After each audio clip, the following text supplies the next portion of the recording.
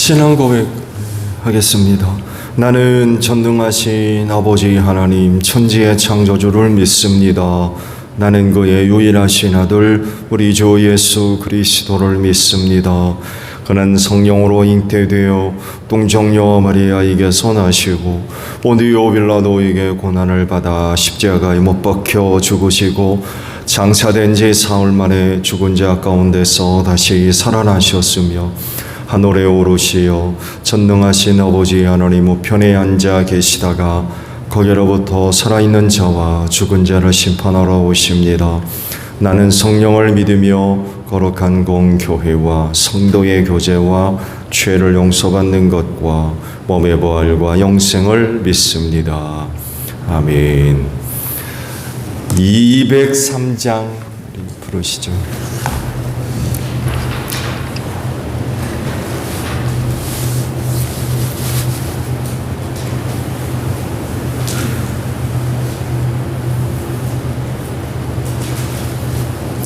찬송가 203장이에요.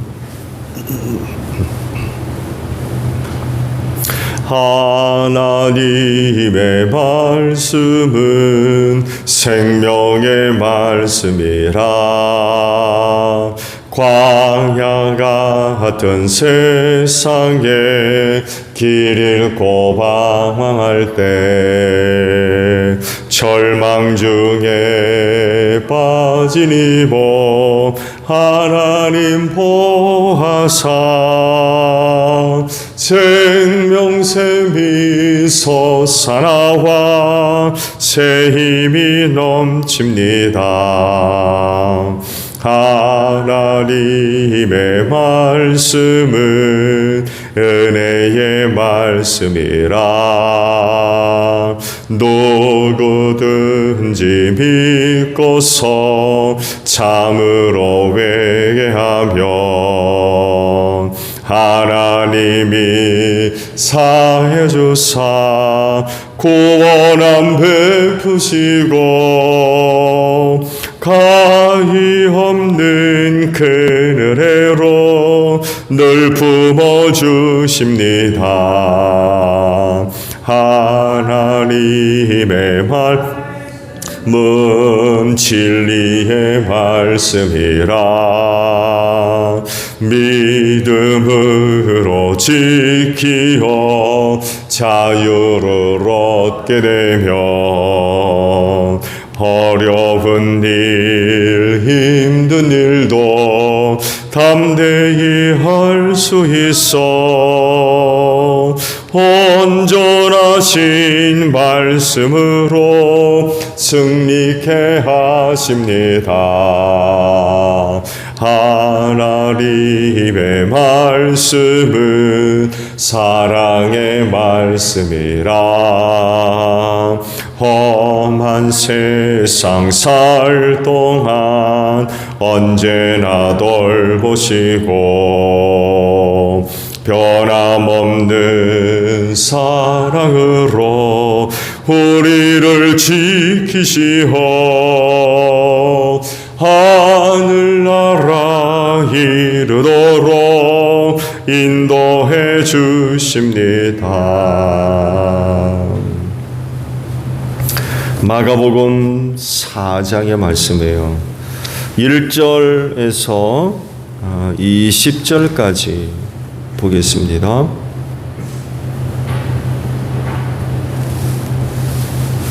마가복음 4장 1절로 20절이에요. 예수께서 다시 바닷가에서 가르치기 시작하셨다. 매우 큰 무리가 모여드니 예수께서는 배에 오르셔서 바다 쪽에 앉으셨다. 무리는 모두 바닷가 무태에 있었다. 예수께서 비유로 여러 가지를 가르치셨는데 가르치시면서 그들에게 이렇게 말씀하셨다. 잘 들어라. 씨를 뿌리는 사람이 씨를 뿌리러 나갔다. 그 씨를 뿌리는데 덜어는 길가에 떨어지니 새들이 와서 그것을 쪼아 먹었다. 또 덜어는 흙이 많지 않은 돌짝밭에 떨어지니 흙이 깊지 않으므로 싹은 곧 나왔지만 해가 뜨자 타버리고 뿌리가 없어서 말라버렸다. 또 더러는 가시덤불 속에 떨어지니 가시덤불이 자라 그 기운을 막아버려서 열매를 맺지 못하였다. 그런데 더러는 좋은 땅에 떨어져서 싹이 나고 자라서 열매를 맺었다. 그리하여 30배, 60배, 100배가 되었다. 예수께서 덧붙여서 말씀하셨다. 들을 귀가 있는 사람은 들어라. 예수께서 혼자 계실 때에 예수의 주위에 둘러있는 사람들이 12 제자와 함께 그 비유들이 무슨 뜻인지를 예수께 물었다. 예수께서 그들에게 말씀하셨다. 너희에게는 하나님 나라의 비밀을 맡겨주셨다. 그러나 저 바깥 사람들에게는 모든 것이 수수께끼로 들린다. 그것은 그들이 보기는 보아도 알지 못하고 듣기는 들어도 깨닫지 못하게 하셔서 그들이 돌아와서 용서를 받지 못하게 하시려는 것이다. 그리고 예수께서 그들에게 말씀하셨다. 너희가 이 비유를 알아듣지 못하면서 어떻게 모든 비유를 이해하겠느냐? 씨를 뿌리는 사람은 말씀을 뿌리는 것이다. 길가에 뿌려지는 것들이란 이런 사람들이다. 그들에게 말씀이 뿌려질 때에 그들이 말씀을 듣기는 하지만 곧바로 사탄이 와서 그들에게 뿌려진 그 말씀을 빼앗아 간다. 돌짝밭에 뿌려진 것들이란 이런 사람들이다. 그들은 말씀을 들으면 곧 기쁘게 받아들이기는 하지만 그들 속에 뿌리가 없어서 오래가지 못하고 그 말씀 때문에 환난이나 박해가 일어나면 곧 걸려 넘어진다. 가시덤불 속에 뿌려지는 것들이란 달리 이런 사람들을 가리키는데 그들은 말씀을 듣기는 하지만 세상의 염려와 재물의 유혹과 그 밖에 다른 일의 욕심이 들어와 말씀을 막아서 열매를 맺지 못한다. 좋은 땅에 뿌려지는 것들이란 이런 사람들이다. 그들은 말씀을 듣고 받아들여서 30배, 60배, 100배의 열매를 맺는다. 아멘.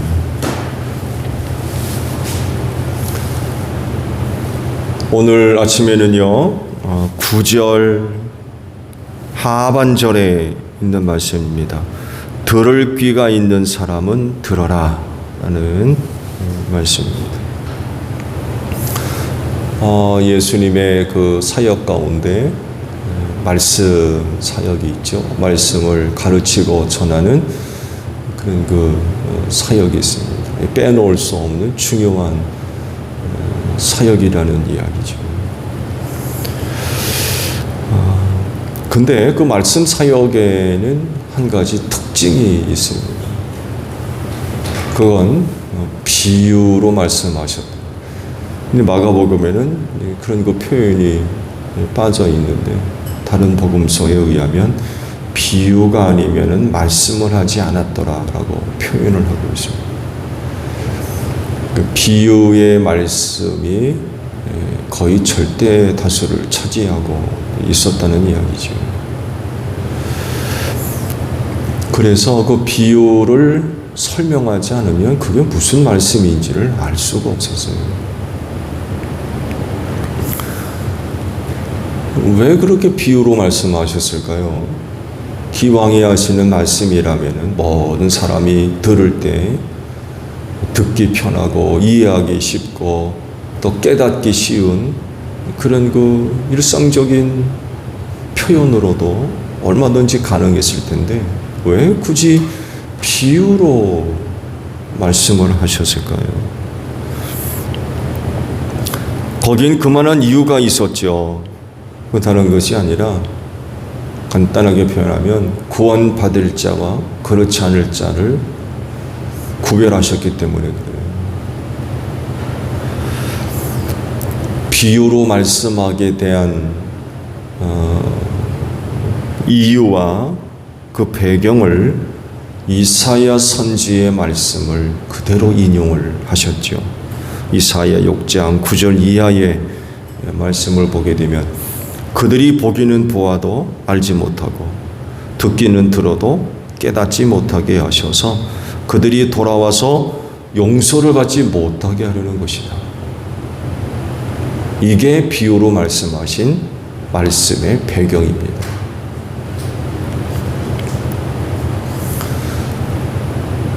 이사야 시대가 어떤 시대였기에 이사야를 통하여서 이런 말씀이 선포되게 되었을까요? 이사야 선지는 남유다를 배경으로 말씀의 내용들이 쭉 기록되어져 있는데 임박한 하나님의 심판이 전제되어 있습니다. 북이스라엘은 이미 망해버렸고 남유다도 역시 종말의 길을 걷고 있었죠. 하나님 섬기지 않고 말씀에 순종하지 않고 이런 그 생활들에 대한 하나님의 심판, 확정이어서 피할 수가 없는 거. 유다의 종말이 지금 다가오고 있는 거죠. 그렇게 하나님께서 남유다를 심판하기로 작정하셨기 때문에 이런 거 말씀이 선포된 거예요. 봐도 모르고 들어 깨닫지 못하고 왜? 돌이켜서 고침받지 못하게 하시고 심판하기로 작정했기 때문에 회개나 깨달음이나 돌이킬 수 있는 기회를 전혀 안 주셨던 거예요. 어떻게 되겠어요? 망할 수밖에 없는 거예요.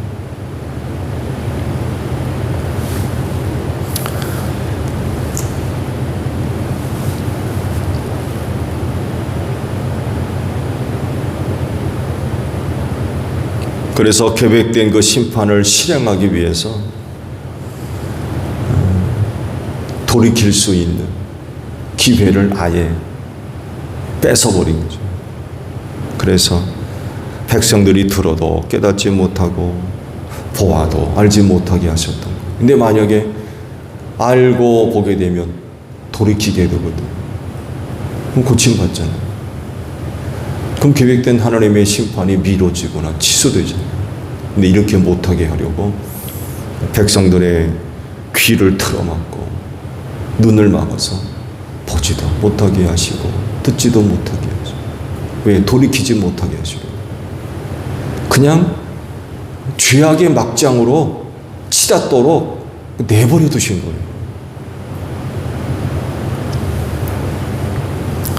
이사야 시대에 주신 말씀을 예수님이 그대로 인용을 하셨고 그것을 그대로 예수님도 실천하셨어요. 그래서 예수님 시대에도 그 말씀을 인용하면서 비유로 말씀하시는 이유를 제자들에게 설명을 하셨죠. 참 주옥 같은 비유입니다.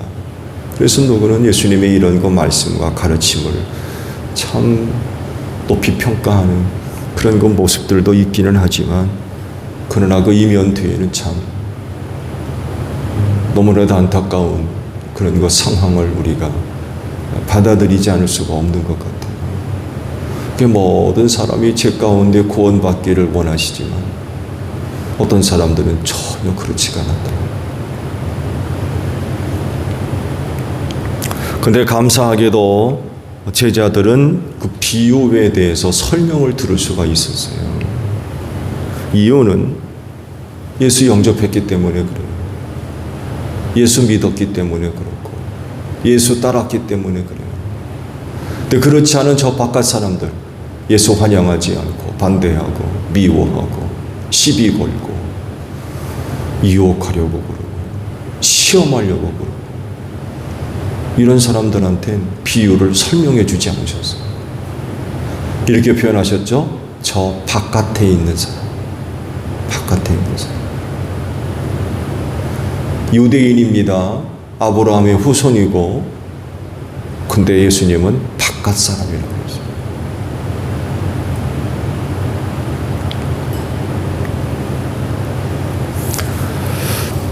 오늘 주신 말씀은 그야말로 말씀과 관련된 것이요. 씨 뿌리는 자에 대한 비유도 역시 말씀과 깊이 관련된 그런 그 말씀이죠. 그러면 여러분은 말씀과 어떤 관련이 되어 있습니까? 예수님의 표현을 빌리자면 안에 있는 사람입니까? 바깥에 있는 사람입니까? 여러분이 만약에 그 시대의 사람이라면 예수 주변과 주변에 있는 사람들과 제자들이 예수님한테 와서 이게 무슨 비유의 말씀인지 설명해 달라고 했을 때 기꺼이 설명을 해 주셨거든요. 여러분들은 그 부탁을 하실 수 있는 분들인가요? 부탁을 했을 때 예수께서 들어주셔서 설명을 해 주시겠습니까? 안에 있습니까? 바깥에 있습니까?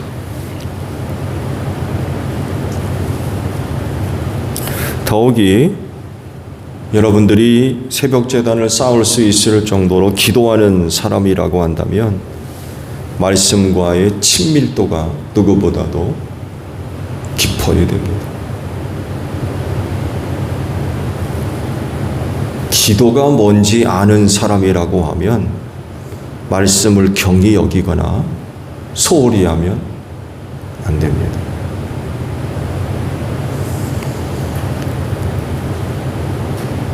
기도는요, 기도에는 기도하는 입만 있는 게 아닙니다.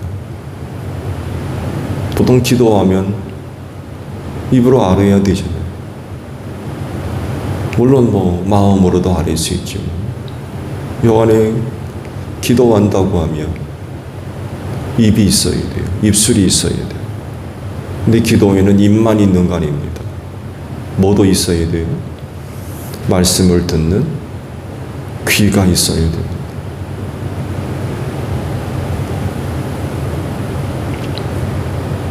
기도가 뭔지 안다고 하면 오히려 기도하는 입보다도 말씀 듣는 귀가 더 크고 더 많이 있어야 될 겁니다.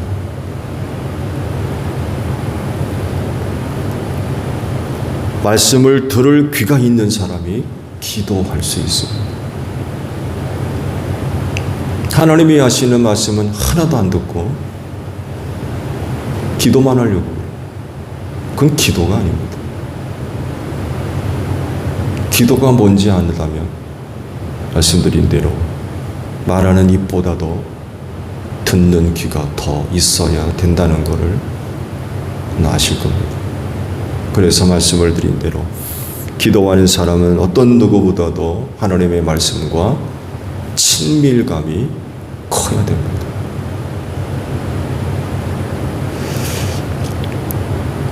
말씀 앞에서 아멘 제일 크게 하는 여러분들이 되시기를 바랍니다.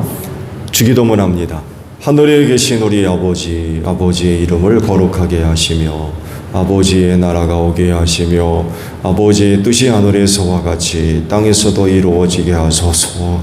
오늘 우리에게 일용할 양식을 주시고 우리가 우리에게 잘못한 사람을 용서하여 준 것 같이 우리 죄를 용서하여 주시고 우리를 시험에 빠지지 않게 하시고 악에서 구하소서. 나라와 권능과 영광이 영원히 아버지의 것입니다. 아멘. 기도하겠습니다.